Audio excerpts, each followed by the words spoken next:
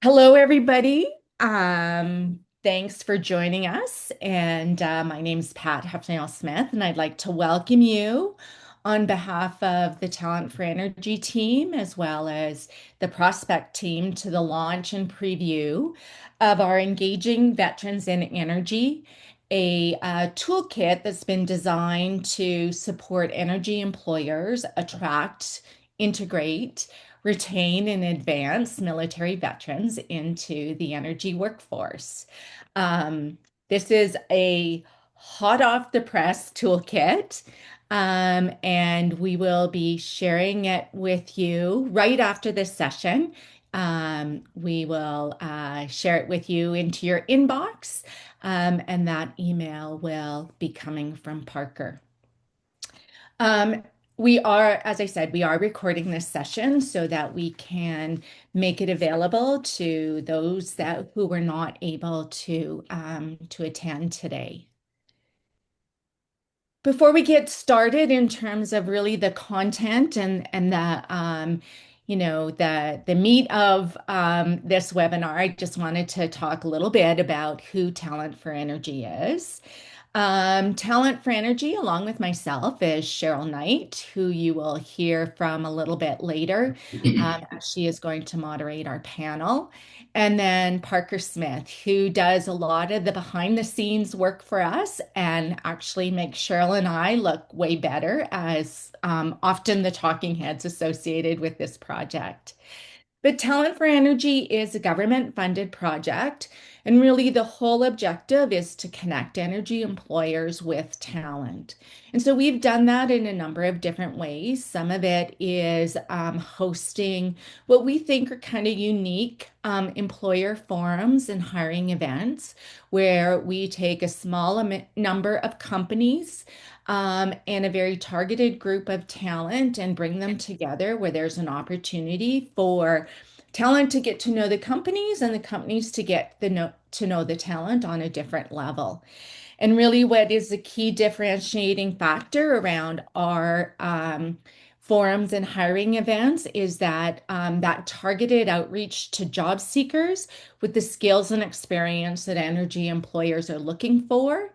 And we're able to do that because we have built out a talent network of about 1,500 people. So we can very much kind of pre-screen and select job seekers to attend the events that are very closely aligned with the employers that are going to be there. We also can make referrals from that talent network to companies that are maybe looking for specific skill sets. And then last but not least, we have built out a series of attraction, retention, and advancement resources. We know that Canada's energy industry is a pretty pivotal moment in that we have tremendous opportunity to, address global demand and energy security by developing our resources and building out energy infrastructure. But what our research and our experience shows that in order to attract and retain the brightest talent, it's not a one size fits all kind of strategy. And so we've built out some resources that are designed to provide energy employers insights about specific talent pools and then support those companies to customize attraction, retention, and advancement strategies and tactics. So we've done some work around young professionals in energy. We've done some work specifically around Indigenous talent for energy. And then this particular toolkit that really focuses on that opportunity to attract and retain military veterans into the energy workforce. I'm going to turn it over to Tracy, who's going to tell you a bit about Prospect. Thanks so much, Pat. Hi, everyone. Welcome. We're excited to see everyone here today. I'm Tracy Jennings with Prospect Human Services. We've partnered with Talent for Energy to inform this toolkit that they have developed, and we're really excited to roll it out today. Just to tell you a little bit about Prospect, Prospect Human Services is a nonprofit organization operating across Alberta. We have a number of different locations. Our primary focus is employment services. So we run a number of programs and services designed for both job seekers and employers to connect with each other, for job seekers to upskill and explore career pathing. We focus on individuals who may be experiencing any sort of barrier in attaching to the workforce, and we work with employers to help them broaden their talent pools that they are recruiting from. We work with a number of demographics, some of them listed here on the slide. I would say if you are a resident of Alberta and you are needing some help in attaching to work, or if you are an employer in Alberta and you are needing some help connecting to qualified candidates for work, we've probably got a program or a service that will help you. We'll share some contact information at the end of the presentation today, and I would love to hear from any and all of you. Thanks so much. Great. Thanks, Tracy. So a little bit about what the session is going to be. We did our welcomes and introductions.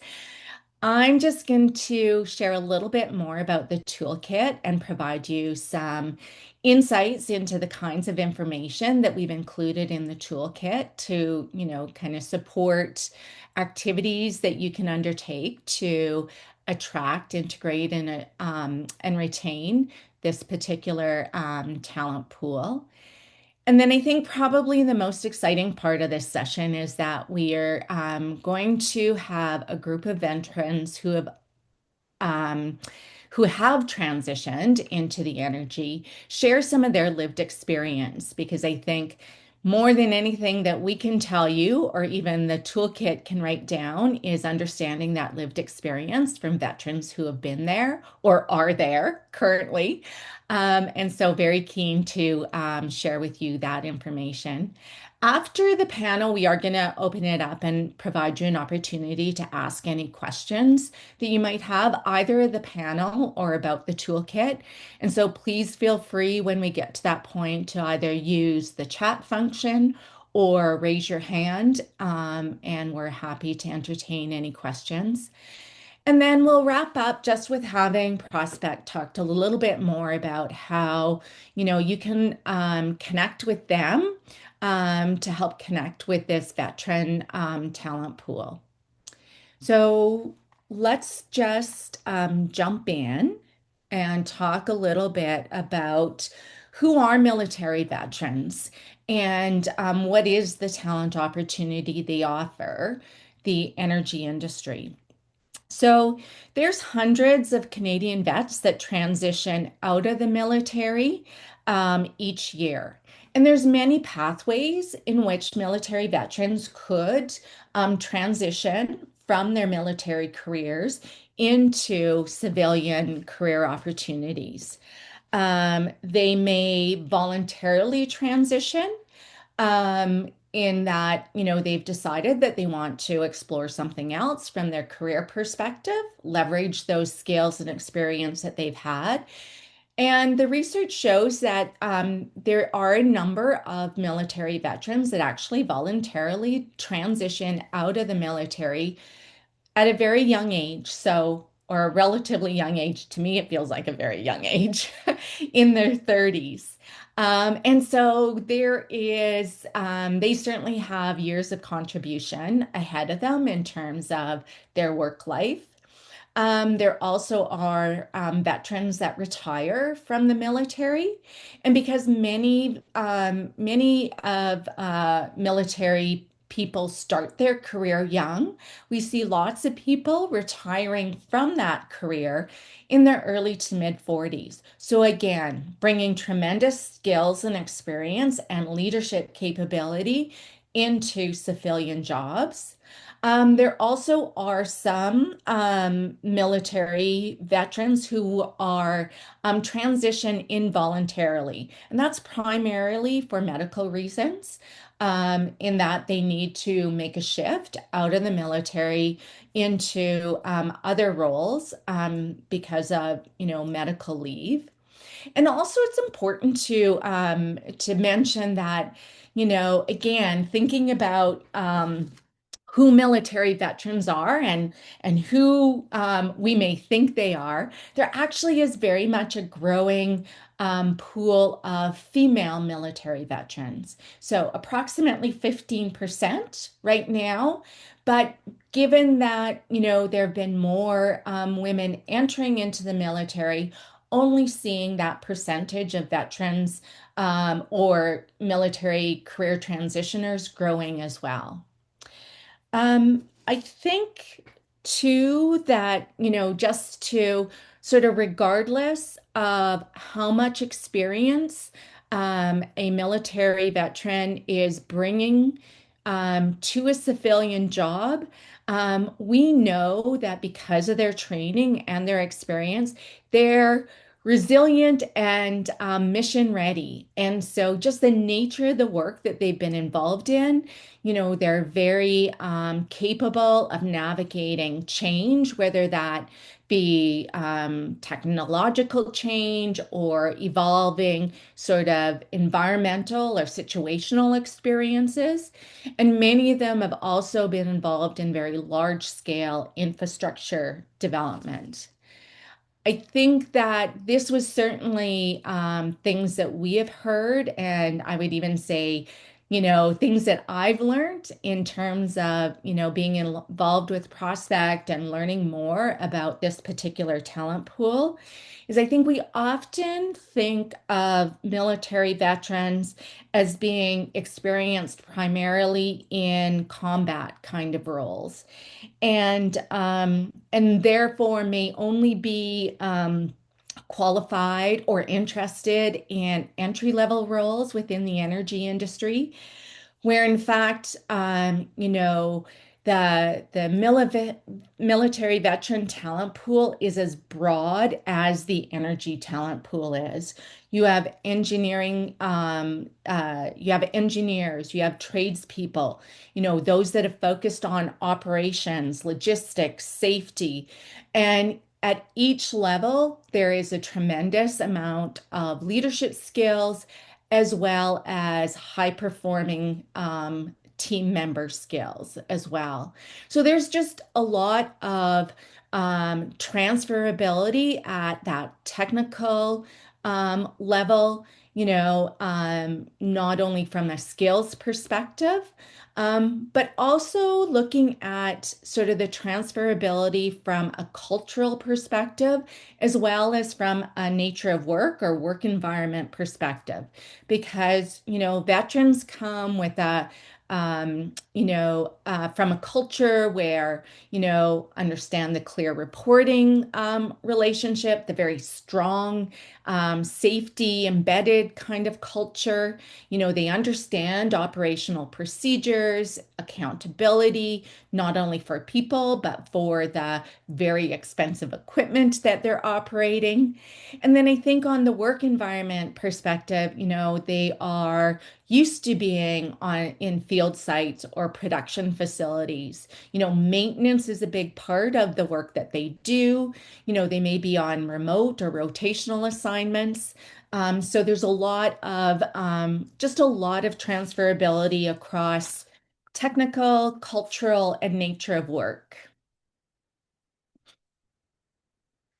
What we've also learned is about what veterans are looking for as they transition into civilian workplaces or, their next step civilian career. And really, again, there's a lot of alignment in terms of what the energy industry has to offer. I mean, military veterans have that aspiration of being part of something that has is purposeful and has impact. And so certainly when you think about where the energy industry has always been, but perhaps more so today in terms of trying to understand how does Canada contribute not only to our national energy security, but global energy security to be able to offer the most responsibly developed energy to the rest of the world and to be part of some of those large national significant infrastructure projects, production projects, that kind of stuff. So there's so much alignment with where the energy industry is today and where it's aspiring to be and what military veterans have brought and have been in terms of part of their military career to date. And not surprising, vets tend to be drawn to, the kind of employers that, really provide that structure and culture that they have been so successful in the past or with their military careers. So, strong safety culture, understanding, what the organizational structure is and what those reporting and accountability lines are. The military does have, sort of defined operational roles, but also career progression opportunities. And so, not, it shouldn't be surprising that those are the kinds of things that vets are looking for in civilian careers as well. They have had and have had to demonstrate leadership, across any level of sort of operations they've been involved in. They're looking for careers that really respect that operational and field experience. And we know based on some of our other work that, sometimes we get so caught up in the energy industry about the engineering side of things or the planning side of things. And, while a lot of military vets can bring that to the table as well, also extending that respect to the operational and field experience. And, like so many, or maybe not so many, maybe that's not a fair statement, really looking for where's an industry that might offer the same kind of stability and long-term opportunity that the military offered. So you might ask yourself if there's such a good fit with the energy industry and there's alignment also on the culture and career aspiration perspective, why do we even need a toolkit to try and connect the energy industry and military veterans in terms of, providing an opportunity to be part of this workforce? And it's really because regardless of, that tremendous opportunity, there are some barriers and gaps that exist that, do need to be bridged in order to effectively, connect those opportunities in the energy industry with the military veteran talent pool. And a lot of these barriers are just based on, information gaps or interpretation issues. They're not capability issues. So, the first is just sometimes inaccurate perceptions about, from the energy industry's perspective, who military vets are. But also on the other side, sometimes veterans have limited familiarity with the energy industry as well. And so it's just some of those perceptions or information gaps that need to be addressed. Sometimes, like I said, because of some of the myths out there or perceptions of who military vets are, some employers may underestimate where what veterans can bring from an experience perspective and from a skill perspective. There are some difficulties mapping military experience and credentials and job titles to the energy industry, even though there's close alignment from a role and responsibility perspective. Differences in job titles and that kind of stuff make it more difficult to recognize how close alignment there actually is. And so, really, it's by designing this toolkit, our intention really is to try and bridge some of those gaps for the energy employer and support the work or complement the work that agencies like Prospect are doing to work directly with the military veterans in preparing them for their civilian career as well. So I'm just going to show this slide as a bit of an example of one thing you'll see, one piece of information you'll see within the toolkit. We're really, trying to help translate those military job titles into some of the job titles that are found within the energy industry. So, like I said, this is just more of an example. And then the next slide is just from the toolkit itself. And so this gives you a sense of the kind of content that's covered off within the toolkit. And then just a unique kind of feature within our toolkits are some navigation buttons across the bottom. So this just gives you, although we've tried to be very clear and concise in terms of the content within the toolkit, this also gives you the opportunity to move between the different sections of the toolkit without having to scroll down page by page. And you'll also see there's some contact information within the toolkit, both ways to get in touch with Talent for Energy, but also ways in which to get in touch with Prospect. And on that note, I'm going to turn it over to Cheryl. Thanks, Pat. Thank you. Hi, everybody. I'm going to be moderating the panel and just really pleased to have the four panelists that we have with us. So you can see who they are on the screen, but in general, we've got the program manager from Prospect who manages the program, as well as a career advisor, so Dave and Lincoln. And as well, we have two company representatives who are Danny from Enbridge in Canada with Canadian military experience, and then Lena from Houston, right, Lena? With U.S. Military experience. So with Dave, that rounds out the panel, and three individuals with military experience, and Lincoln, who is involved in the program in an advisory capacity. So before I pose the first question to the panelists, I'll just remind you all that following this, we're going to have a Q&A. So please feel free at any time to put your questions in chat, or when we're done with the panel discussion, we'll invite you to unmute if you have a question and prefer to ask it that way. So the first question, we'll start with Dave and then go to the other panelists that wish to respond to this one.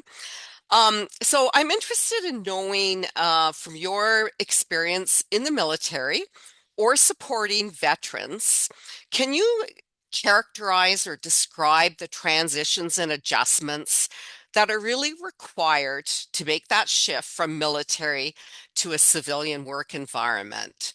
So Dave, if you could kick us off with that, please. Sure. Thanks for including me and inviting me to speak on this panel. I served 25 years in the Canadian Army as a combat arms officer, and due to illness and injury, I had to retire early. So I retired out of the military at 44 in 2011, and since then I had four career transitions in the civilian labor market. So I feel like I can bring a little bit of justice to this question. First off, I'd like to say that veterans make fantastic employees, and they're really quite capable leaders at all levels. They bring with them a high degree of self-discipline and attention to detail. a commitment to performance and self performance as well as team performance. They come with an ingrained safety first mindset and are natural problem solvers. So one of the key things that helps make them make that shift successful is knowing how decisions are made, and understanding what the chain of command is that they're operating within. Veterans come from having worked in a very structured command and control environment where, all actions are driven by a sense of purpose and they're towards achieving a consequence. And they have a clear understanding of what their individual role and their team role is in supporting the successful achievement of that consequence. So having for a veteran to fit into that organization, having a good understanding of where they fit and how how decisions are made and how those decisions impact the work that they do is important for them. And when assigning work, it helps if the direction is clear, communicated clearly what needs to be accomplished and the reason why that individual is being, tasked to do that type of work. A couple of big challenges are that they come from a kind of a team identity into an individual or career ownership, and a service culture to a workplace culture where profit and individual performance and sometimes office politics come into play. All of those things aren't necessarily the same to be true in the civilian or in the military world. But with that, what helps make them successful is, good skills translation support, structured onboarding so they know where they're at, so it's not sink or swim. Some good mentorship. Sometimes it's really helpful to have somebody in the organization be able to walk alongside them as they go through, through their onboarding and training process. Explicit expectations, helping them understand what exactly needs to happen and how they can, bring that to life. And just, a lot of these things are genuinely good for anybody to be successful in a workplace transition. But sometimes it's a mindset that a veteran needs to shift to be able to move into that, quite often a profit-driven world of work, which is considerably different than a real team-oriented consequence environment that the military presents. Great, great. Thanks, Dave, for setting the stage really, really well. Um, I hope it's okay if we go to Lena next, and then Danny. Lena, tell us about the adjustments and transitions needed from your perspective. So, hi everyone. My name is Lena. I'm a U.S. Army combat veteran. I served multiple tours in Iraq and Afghanistan. And ultimately, I was retired from the military at the ripe old age of 25 because of the injuries I sustained in combat. But I think that educating veterans that are coming into the workforce is crucial because the normal questions that may be standard for everybody to ask, such as, can you handle a high stress environment? You ask a veteran, especially a combat veteran, if what their most stressful event in their life has been, you're not going to get the stereotypical, oh, work was tough. And to use myself as an example, I was asked this question multiple times. What was the most stressful situation you were ever placed in, and how did you handle the stress? And coming from the military into the civilian corporate world, I did not understand or was told for several years that what was being looked for was a corporate environment. So when I was asked, I would reflect back on my military service and said, the most stressful thing that ever happened to me is we had a roadside bomb go off. There was two people severely injured and I was being shot at. And I was able to maintain and do first aid and shoot back and defend myself. That's not the corporate answer that anybody is looking for. And that does not translate over to what the corporate world deems as a stress level. So the education behind it and having veterans understand, and if you're going to ask a question like that to a veteran, understand that they may not understand that you're not looking for truly their most stressful event in their life, but maybe tailoring the question to what has been the most stressful in the corporate world so they understand, because I want to say it was over 10 years of me interviewing and answering like that before somebody said, hey, you probably shouldn't answer that way. um, but in talking about transitions and adjustments, you get somebody who's a veteran, you're going to have somebody who's dependable, they're accountable, they will naturally take that leadership without being asked. They will make sure that that mission and that job is done. They are not comfortable with leaving a task undone and just going home for the day. They will make sure everything that they need to do in their team is done before they walk out that door. So that's really where some of the benefit is in um the transition and adjustments, is sometimes having that mentorship, like David said, is helping them to transition and understand the office politics and the things that are unwritten rules, because military veterans as a whole are, we're really good with written rules, but there's so much that is not written that you learn with experience. Well, Lena, if you gave me that answer to how do you handle stress, I think I'd just pass on that and say, okay, you've got that one. So that's a really good example. So we'll go to Danny, and then I'll give Lincoln the next question. So Danny, you're a veteran, and you transitioned into Civvy Street, as they call it. And tell us about some of the transitions that you either made or those that you work with now that have transitioned into Enbridge. Danny. Hi, thank you. Thank you for inviting me for this session. My name is Danny. I have served as a combat engineer. I saw an earlier slide, you noted specifically combat engineer. That's that's the trade I served in back then. Now I work as an engineer at Enbridge. I want to share a bit of the challenges I face in the transition here.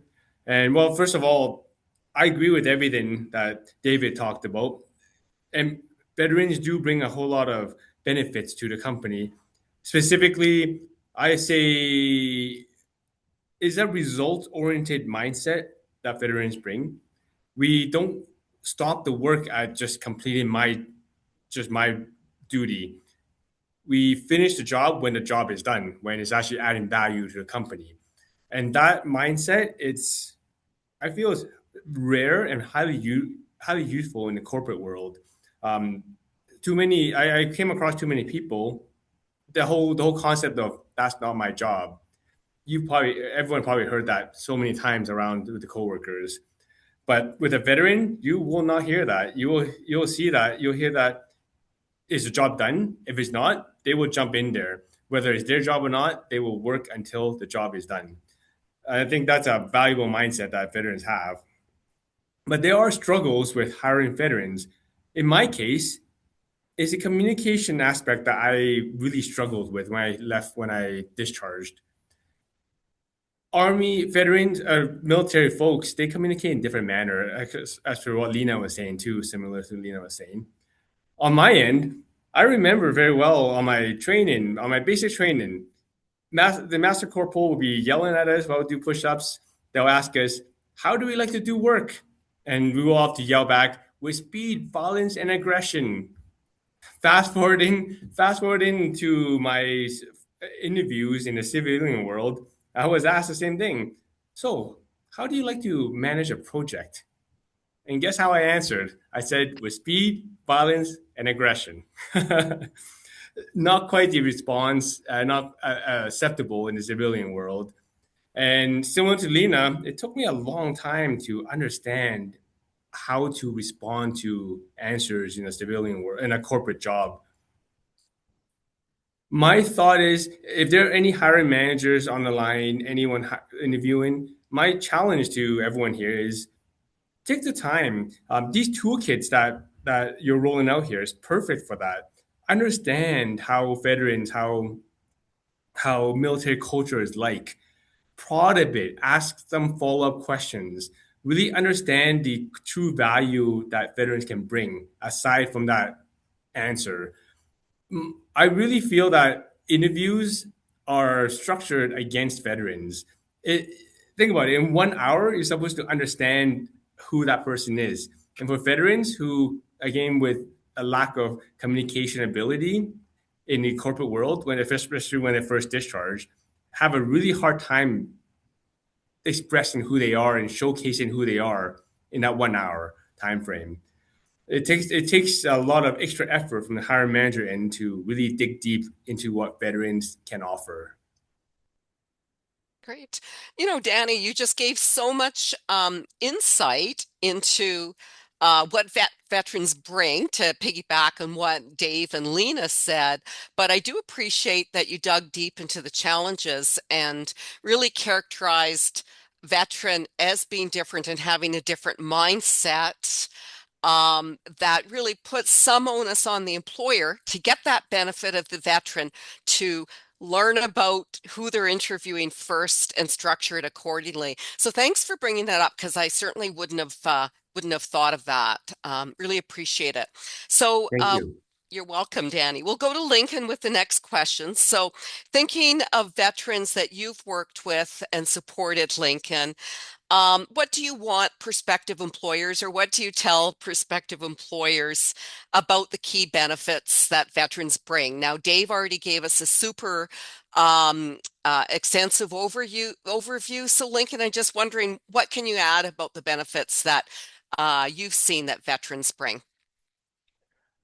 So, as the lone civilian on the panel, and having worked with transitioning veterans for a little over 12 years now, and actually working as a recruiter before that for about 8 years for two different drilling companies, um, it's it's complicated.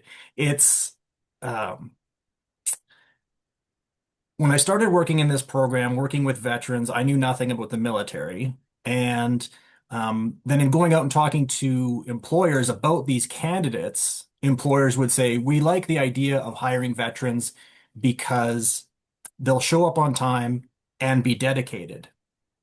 And I remember thinking, is that really where your bar is? And then I thought back to being a recruiter and I was like, well, that's pretty much where it starts. Um, And it is hard, I think, for both parties because there is such a divide in Canada between the military and civilian worlds. Before working in this program, I didn't know anything about the military. And also the idea that job interviews are not something people do in the military. So that makes it harder for sure. There has to be some kind of allowance given for that because it's a foreign concept to them. But in working in this program, I've come to think of the military as just a giant corporation that basically does everything in-house. So it's no different than if everyone in an energy company did their regular jobs, but also had the requirement to do whatever the field work is, the technical work that your company does. You have to do both. Um, and so you have to become, when that's the case, you have to become an expert at a lot of different things and learn a lot of different things. And those are things that military people get more of than they would in the equivalent time on Civvy Street. You have to do a whole lot of different jobs in the military and you have to get better at all of them. So the benefits are definitely there. And um, I've often phrased it this way too, where think of it this way: if I assigned you a project to work on that you would need a team for, say at least 10 people, it doesn't matter what the project is, but it's going to require a team, and I let you pick 10 people that you've worked with in the past to be on that team and help you with it. I think most of us could pick sort of a dream team of coworkers that we've had in the past that we would trust and think I could definitely get that project done. But what if I changed it to say it's 10 random people from your past that you've worked with? Personally, that idea scares me. Because I like with 10 random people, I have no idea if I could get that project done. If you gave me 10 random people from the clients that I've worked with in the last 10 years with a military background, I'm very confident I could still do it. It's just are trained and developed to a much higher level than the average civilian. So I think there's innumerable benefits to hiring veterans. Well, Lincoln, you wrap that up nicely, and I love the way you frame the military as a giant corporation where everything is done, and therefore people get a chance to do a lot. And to characterize a random selection of veterans as the dream team, that's also saying a lot, especially from somebody who's a civilian. And so I appreciate that. So Do you mind, actually, Cheryl, do you mind if I add to that? I would I love you to add to it, Danny. I really like that message, Lincoln. In a sense, that's something I didn't even think about before. For instance, I deal with regulatory requirements quite a bit, and CGR and PHMSA, they have a qualification requirement for workers in the integrity world. Well, it doesn't mean those workers are definitely capable of doing the work. No different than when we hire right now. Whoever we hire, even if we hire a veteran, it doesn't definitely mean the veteran will do the job. But at the very least, I can guarantee you every single veteran are qualified to do the job. That they have the base minimum requirement to be passionate, to be result oriented, to do the work. So that's something employers can look for. If they see a veteran in experience, at the very least, the qualification, basic qualification is there. From there, you just gotta understand that they can at least meet the base minimum requirements, and you just gotta prod for the extra stuff on top of that, right? I really like that mindset to think that veterans do have an edge up because they already meet the basic qualification. You don't have to assume that they might not meet those basic qualifications. Cool. Thank you. Lena, looks like you want to add something. So I think that something important to note, and this is actually ingrained in the values of both the Canadian and the US forces. We have ethos. I will always put the mission first. I will never accept defeat. I will never quit. I will never leave a fallen comrade. These are essential to how we are trained to operate in day-to-day basis. So you tell us this is the mission, and we're going to make sure that mission is completed to the best of our ability. We are never going to just give up on a project or a task because it's difficult. We will find a way around it. Part of it is I'm an expert and I'm a professional, which means if I don't know the answer, I'm going to find the answer and I'm going to make sure it is proficient. And to tag on to both what Danny and Lincoln said, we have our jobs in the military, which span just like any other industry. You think, obviously when we deploy, we have to cover anything and everything that's done. And when you sit there and you deploy, it is understood that while your job may be HR, it may be engineering, it may be anything else, your primary focus is always to get that mission first. So, like both of the gentlemen said, it's always going to be a team atmosphere. You're always going to have that innate ability to get that mission done and make sure it's done and it reflects well because we are taught that it reflects on our team and we do not let our team down. So definitely understanding that the mission is first, and if you are clearly communicating what is expected, you know that it will get done in accordance to any of the written standards or the guidelines that you have for that project, for that contract, for whatever it is. And that is something that is very unique to those who have not served. And not that there's not a lot of personal drive outside, but with military especially, we are trained to thrive and our only constant is change. So throw those roadblocks up and a veteran is still going to find a way to get it done. I got to ask you a follow-up question, Lena. Don't, I mean, I've got to ask with impassioned statements like the mission is first in such a believable way. Did you have any trouble getting a job when you left the military?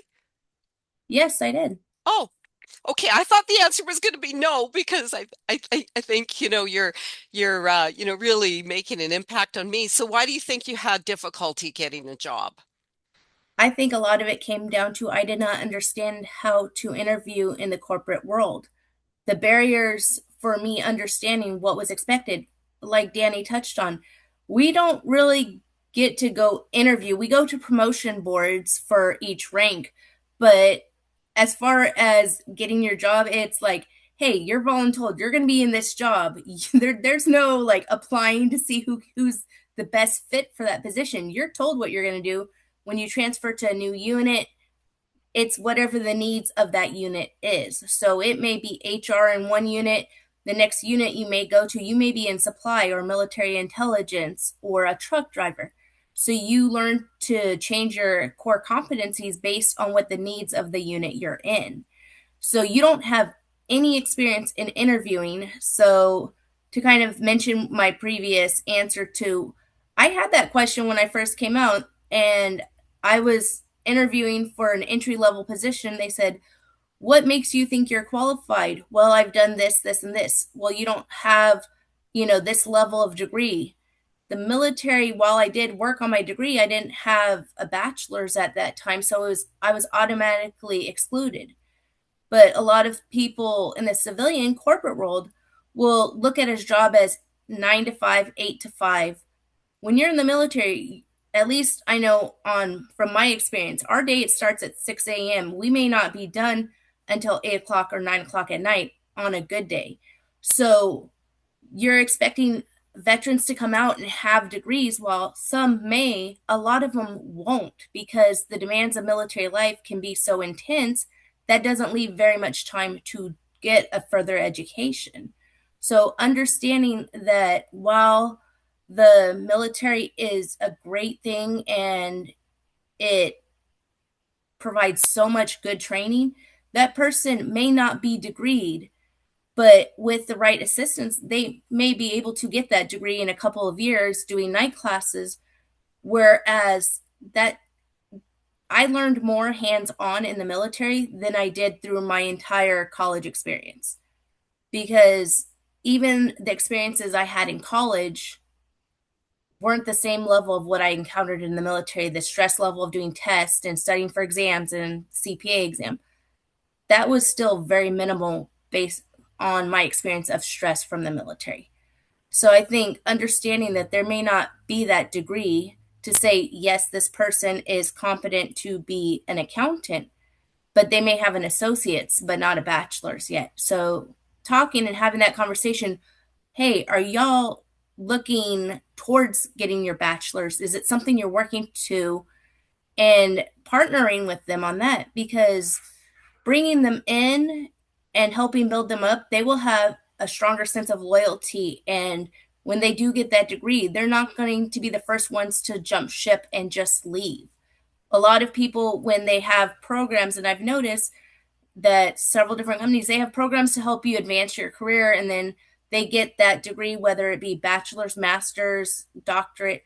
A lot of people will leave the company that helped them get it, where a military veteran is more keen to be loyal because you helped them to get that and they want to repay it forward. Excellent. I'll ask the third question, and just anybody who wants to answer it can just jump in. So I'm interested in understanding the role of a manager, and how is being a manager in industry similar or maybe different than managing people in the military? Who would like to tell us about that? Dave. Super. Having graduated my basic officer training at a young age, I think like 24, I was, completed all of my training and I arrived at the unit and was given my first troop of soldiers to lead and supervise. One of the things you learn in the military very quickly, just by looking at an individual's uniform between their cap badge and their rank, you know the bare minimum, what they've been trained to do. So you have a really good idea what you can assign, what type of work, and the volume, the expectations, and how you can assign that work to an individual is becomes pretty clear. When I remember one of the first jobs I had when I left the military, I was working in an environmental consulting role, and I had lead hands and I had technicians. And when I asked, the owners of the business who had built these teams, when I asked them what the difference was, there was no definable difference other than, a technician who had 1 year under their belt previously, especially if they'd gone through a winter cycle when they were way more busier, they'd been promoted into a leadership role. Whereas when you're in the military, you can look at somebody and you know what their bare minimum leadership skill set is that they've been trained to. So it makes it a little bit easier. So it can be a challenge when you're um, for a civilian manager to manage. It's a little bit different in that way.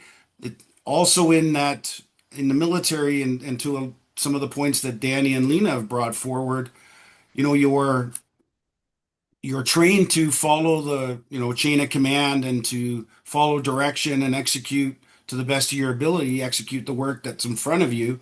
And you don't stop, go and get it done. Um, that's not always the case with a civilian workforce. And so it can be a challenge. And sometimes if you do have a veteran working for you, you've got to help temper their expectations as well so that, they don't go a little bit too far in doing what needs to get done. So there's a little bit of a give and take on both sides. And so it's having a good appreciation for what an individual's skills, education, training, and abilities are so that you can gainfully employ them to the best of their abilities. Great. Looks like Lena. You'd like to jump in then, Danny. So, I'm not a people leader right now at Enbridge, but I think that in our own ways, even without titles, we are all leaders. But the hardest or most difficult thing that I personally had to deal with was being less direct with people because in the civilian world, people get their feelings hurt a lot easier than in the military, because in the military, your superior says, you look ate up, meaning your uniform isn't in accordance and you don't look sharp. If you talked that way in the corporate world, people are going to be like, you can't say that, that hurts people's feelings. And so it's learning to temper that as well. And as a manager, understanding that military veterans, while they bring so much good to the table, they have that direct way of handling situations, and that it may be rough around the edges, but it can be fine tuned. And as a manager, you can help guide and be nicer when you deliver things so that way it avoids a lot of HR complaints because, oh, they were being mean to me. And it's like, I really wasn't. That's not how I intended it. But what I was trying to convey is this was not done correctly, and understanding that corporate way of handling issues versus the direct, you can't do this, you can't do that. So that was one of the largest challenges as a manager, and also just as, I don't want to say like a self proclaimed leader, but naturally, any veteran, I believe, is just trained to step up and take leadership over a situation if there's not a clear leader.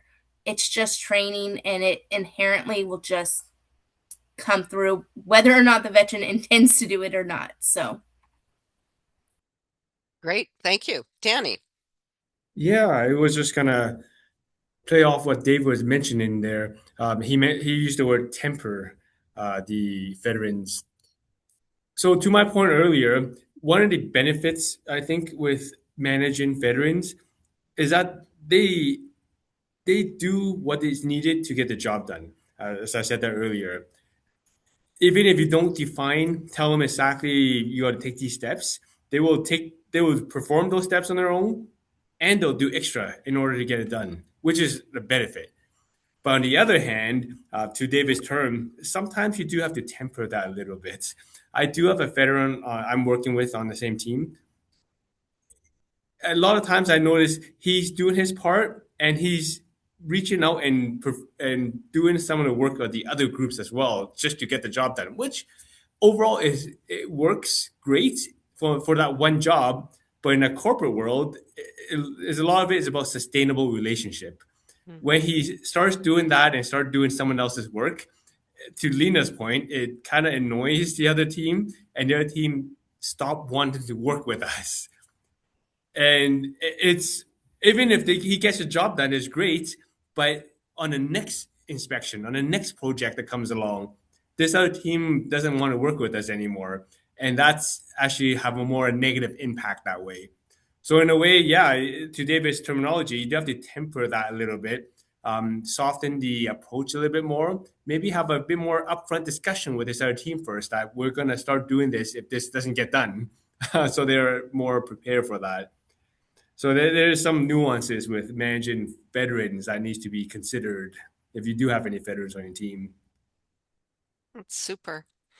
And those are really important nuances. Yeah, not to take that for granted. So, Yeah. anybody else, or should we move to the next question? Lincoln. Um, I just want to say I have a very low tolerance for supervisors or leaders who are jerks. And I've had several in my time at Prospect, and I had several in my time in the energy industry. And I would say Dave is tied for best leader that I've had with one person from the energy industry. Um, like incredibly supportive, um, demanding, but not in an unreasonable way. So um, they're everywhere. That's great. Ooh. I wasn't sure what you were going to say about Dave there for a second. I thought he was going to get called out. I was going to Um, say thanks for not calling me a jerk, Lincoln. And I think we've all worked for jerks, but it sounds like the difference in the military is if your manager is a jerk, you don't say anything about it. You don't complain to HR. You just put up with it and look past that. So as you've mentioned, the mission comes first. Okay, our final question for the panel before we move on to Q&A. And I haven't seen any questions in chat, so I'd like to invite you all. You must have them to put your questions in chat, please, or you can also raise your hand.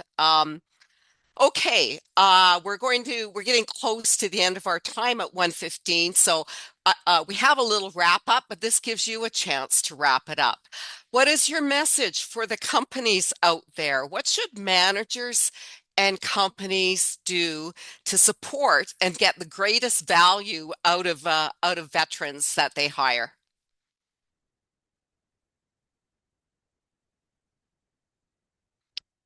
Danny, nobody jumped in, so that's when I delegate like they do in the military. Danny, what message do you have for managers and companies in supporting veterans? Well, I would reiterate, I would challenge the hiring leaders to get educated, understand the nuances between military life and corporate life, because it is if you might ask, why am I doing this? Because I'm the one hiring. Why am I taking a step to try to appease to potential applicants? Well, because the benefit is there. And we talked about through this whole session how veterans bring in so many valuable skills to your team. They will add value, they will drive your results, they will complete your goals, complete the mission for your team. If you want to benefit from all those valuable traits, take the extra step, understand the nuances, talk to prospect, attend these sessions, understand what it is that are barriers for veterans to during an interview. That's how you can tap on that amazing benefits that you get with veterans on your team. Great, thanks, Danny. Lena, I saw you unmuting. What message do you have for companies and managers? So I think the first one would be to not assume that you know everything about a veteran just based on their veteran status. And also don't assume because you see veteran that it's a man. Women are the fastest growing population of veterans. In the US, currently there's 18% of the armed forces are women, and in Canada there's 16% of the organization is women veterans. So that population will continue to increase. And I think understanding too the balance that it takes to be able to not only be a service member, but to be a mom and juggle a family and still be able to handle the stresses of the military is something that's very unique, and not very many even women veterans have been able to successfully manage it. So looking at the skills that both of those high stress environments demand, and they came out stronger on the end, and they're willing to give back and dedicate their time to your organization and to learn and grow within it. There are definitely, as we've been saying, all of the great things that veterans bring, but also look at how that veteran is plugged in to the community and see, because not only is it solely just based on what that individual brings, but there's some ways that may trickle out that you don't even know how involved a veteran is in their community and all of the good. And that also promotes well on your business that you have somebody who is so involved within their community. They're a pillar in their community for all the right reasons and volunteering and doing other things. And how does that incorporate into your company's values? Because it will only strengthen it, it won't take away from it. And not many people can handle the dedication of military service. So if they can handle military service, chances are that they're going to be able to handle anything you throw at them, male or female veteran. Great. Thanks. Any Dave, Lincoln, anything to add?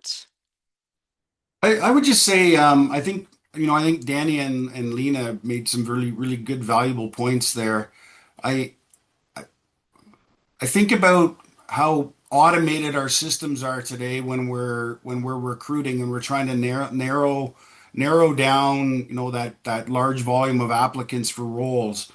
I would challenge those people that are sitting in the HR offices of these businesses to take a chance and put forward veteran applicants' resumes, because they may not have known exactly how to articulate their skill set on that, two-page resume that the civilian world demands, but get them into an interview and allow them the opportunity to present themselves. And if you think a little bit outside of the box, you might just find yourself sitting across the table from a very talented applicant who, because of various screening protocols, may not have made it through to you. I do think there's an opportunity there that could be missed out on if you're not interviewing veterans when they apply. That's an extraordinary message. And in the work Pat and I do with untapped talent for energy, veterans being one source, Indigenous people being another, and new to Canada, those are people who often don't have the networks, maybe don't have the resumes that make it through the automated screening system. And the more an employer can employ face-to-face attraction and recruitment, and adjust their recruitment to those different audiences, the more likely they are to avail themselves of those talent pools. So, Dave couldn't have brought that up at a better time. We're going to go to Q&A. Lincoln, did you have anything you wanted to close with? And then well, Danny, we've got time. So Lincoln, then Danny. I just wanted to say that one of the things I've seen in larger organizations recently is um, they've had people who are veterans themselves, who've also worked at the company for a while, who can be that translator to look at a veteran resume and know where they fit in because they have the knowledge of both worlds. It can be it's for a civilian employer, it can just look as simple as doing that little extra digging where you think there's something. An example, I've never had a job in my life where I used SAP. And I think it's some kind of inventory or accounting software. But I worked here for 2 years, and a lot of my clients were talking about Drimus this and Drimus that, and I didn't know what it was. Um, but it turns out it's just a customized version of SAP. And so if you're putting Drimus on a resume and companies use SAP, it completely misses because you don't understand the other language. Um, but once you see that they're the same thing, that checks the box. Um, and there are tons of credentials they get in the military. I just wanted to bring this up, specifically with regards to trades. You're credentialed through the military. You don't get the civilian equivalency. But Apprenticeship and Industry Training Alberta has recognized a bunch of military credentials as being equivalent to journeyman status. So if people have these military credentials, all they have to do is write the exam and they're immediately civilian journeyman. And that can be automotive service technician, carpenter, cook, electrician, heavy equipment technician, machinist, millwright, parts technician, plumber, refrigeration and air conditioning, and welding. Um, all big things in energy. Um, so they're there. There's not a ton of them because of the smaller military population we have here, but they do exist.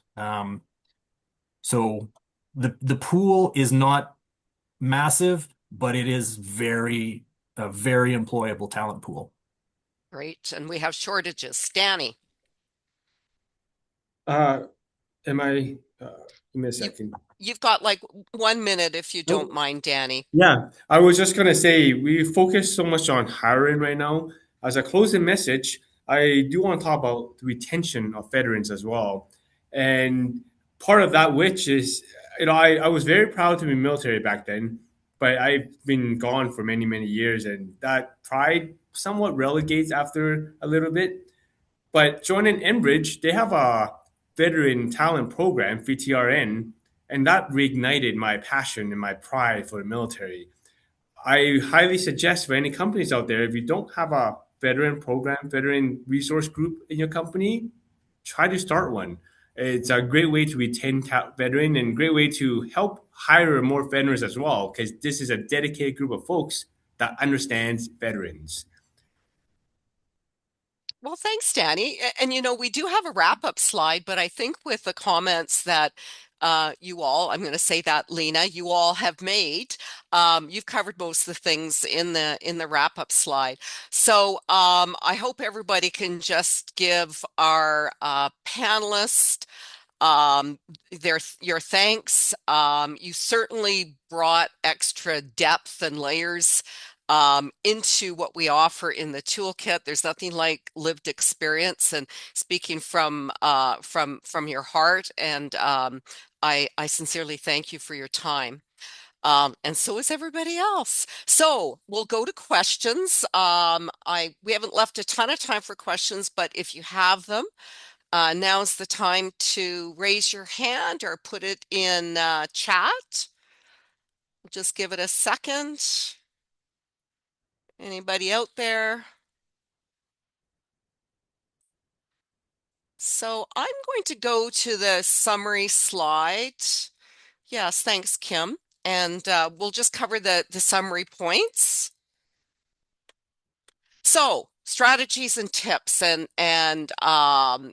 these were covered extremely well by our panelists. So my takeaways with attraction and retention, remember automation isn't the friend of some of those untapped talent pools, including the military. And you may need to identify a military translator in your company. So use effective outreach, and then with the recruitment, take the time to understand veterans, structure the interview, understanding that that's not a common skill, and make your job postings transparent, perhaps using generic qualifications rather than specific qualifications, and understand that many of the credentials will be equivalent. Onboarding and integration. You're hiring somebody where the mission comes first. And to me, that's a huge gift, but also that you will need to support your military hired personnel, being clear about the chain of command, the roles, the decision-making structure, providing support to transition and to integrate with the team, understanding that they're used to working in teams.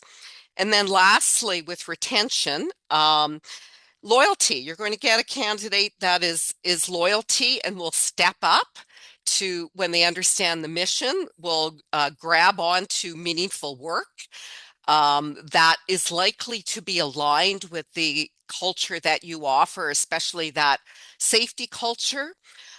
You should include them or encourage them to organize an employee resource group, as Danny said, how helpful that was, and offer them career progression and understand that they may have a lot more experience than you realize, given the way that they're trained and put out into the field to handle whatever comes up. And so not only for operational hands-on roles, but also for leadership opportunities. And all those strategies and tips are covered in the toolkit in more detail than I've covered. But actually, I really love what the panelists brought up. I think they did a tremendous job. So with that, I'm going to turn you over to Tracy to do our closing.